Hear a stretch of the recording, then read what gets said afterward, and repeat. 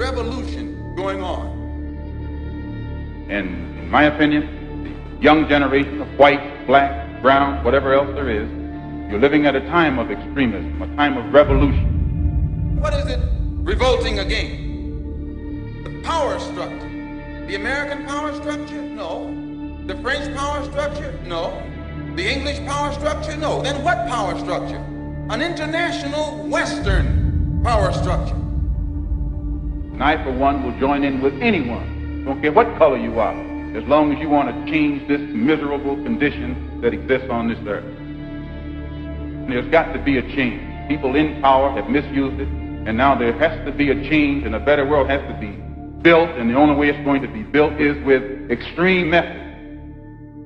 So what you and I have got to do is get involved. You and I have to be right there breathing down their throat.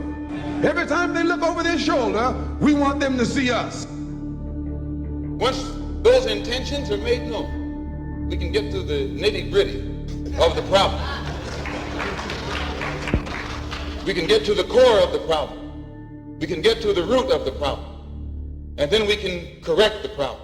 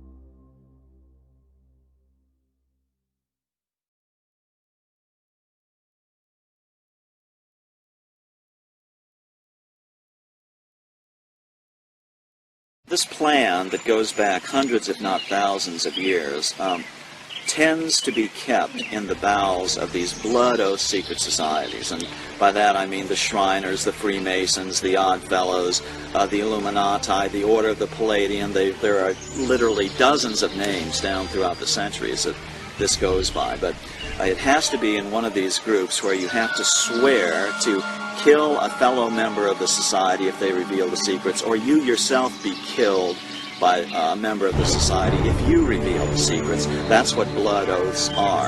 And they start out bad, but they get worse as you go up in the organization. Their whole purpose throughout history has been to teach a small number of people how to become adept at controlling everyone else, and presenting their societies as desirable to the profane, so that you'll go knock on the door and say, hey, can I be a member?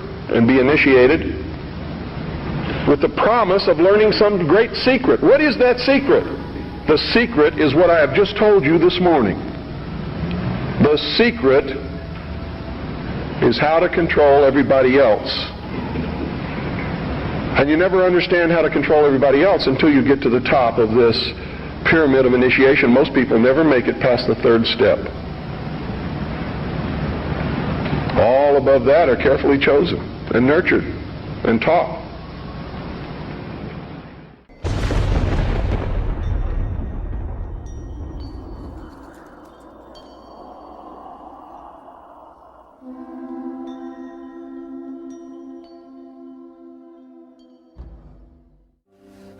As with all secret societies, you have levels, and if you're on the lower levels, you don't even know they're upper levels. They don't even tell you. You bump into it by accident, or someone comes along. Now, in Scottish Rite, that's something different, because they know that there's a... But before then, and basically secret societies, let's go to ancient Egypt. To the ancient Egyptians, the priest would tell the serfs, the guys that tilled the land, they would say, the sun is God, okay? And so they accepted that very low-level interpretation, all physical. That's not what the priest believed. What the priest believed, there was a second level. The priest believed that, no, the physical sun is not the supreme being.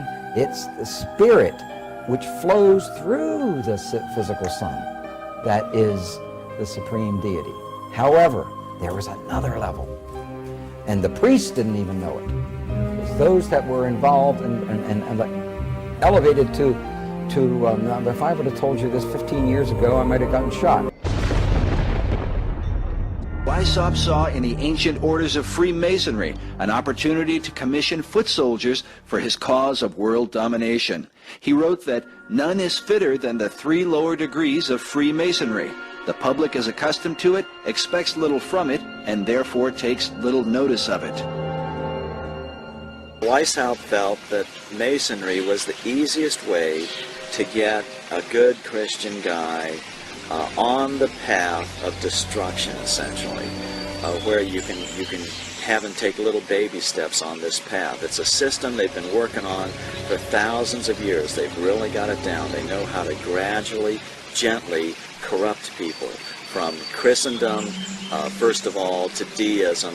Of course, deism is where, yes, God started the world, but then he took off, and he has no place in the affairs of men now. And so you don't have to worry about God, you don't have to worry about heaven and hell. You just kind of do your thing, and everything will be okay.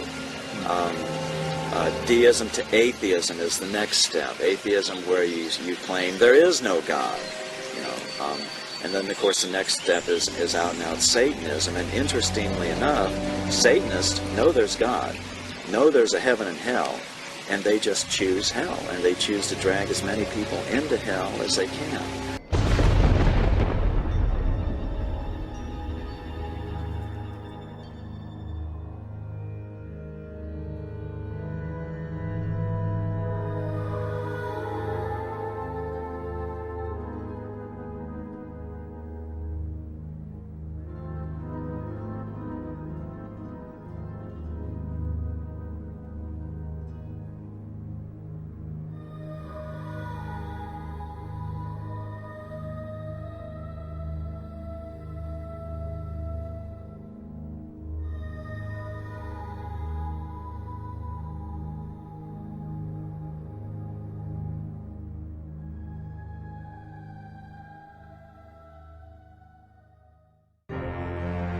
The religion of Masonry, while often cloaked with Christian titles, is actually based upon the ancient mystery religion of Babylon and Egypt.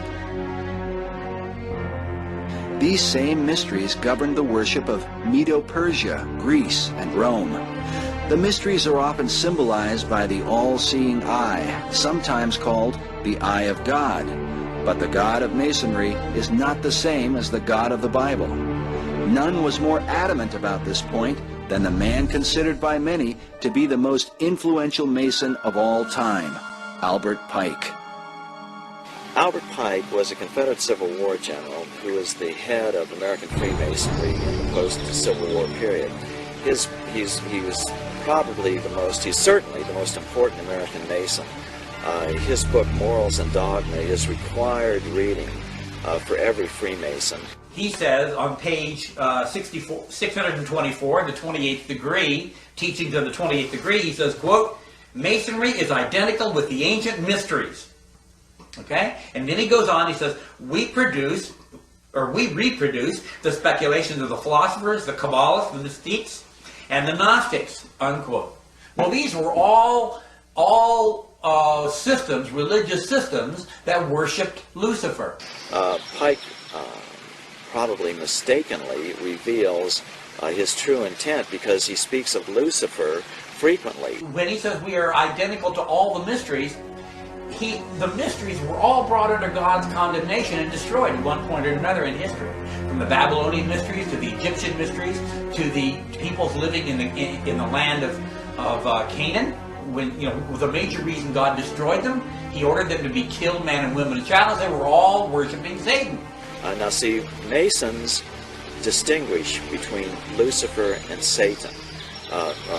Masons believe that Lucifer is the light bearer, the good God, and that the Christian God is called Adonai, the evil God. They use as their justification that if the Christian God was a good God, then there wouldn't be this Garden of Eden problem where because you ate of the apple, now you have to suffer and you have to, the sweat of your brow, you have to make your living.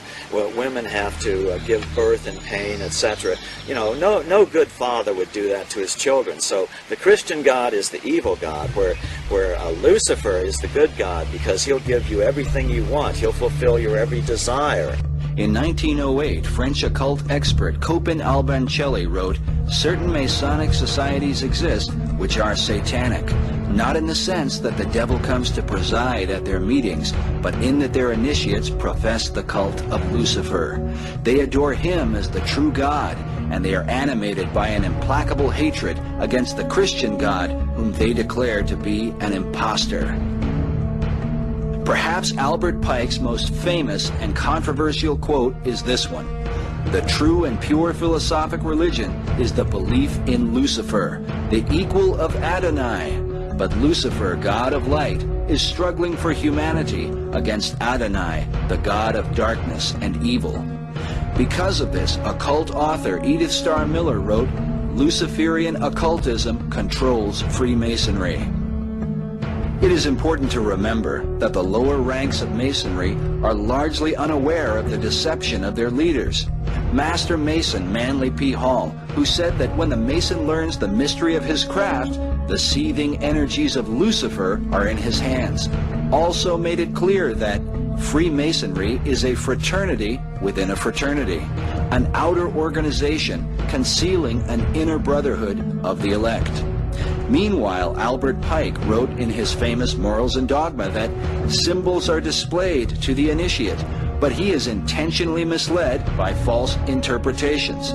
It is not intended that he shall understand them, but it is intended that he shall imagine that he shall understand them. Their whole goal with this philosophy is to teach all men and women that the only end of life is to seek the utmost pleasure and happiness that you can get out of it, because when you die there's nothing else. That's what they teach. That's what they want you to be. They don't want laws against sexual promiscuity. That's why they don't want families. That's why they don't want marriage. That's why they encourage homosexuality.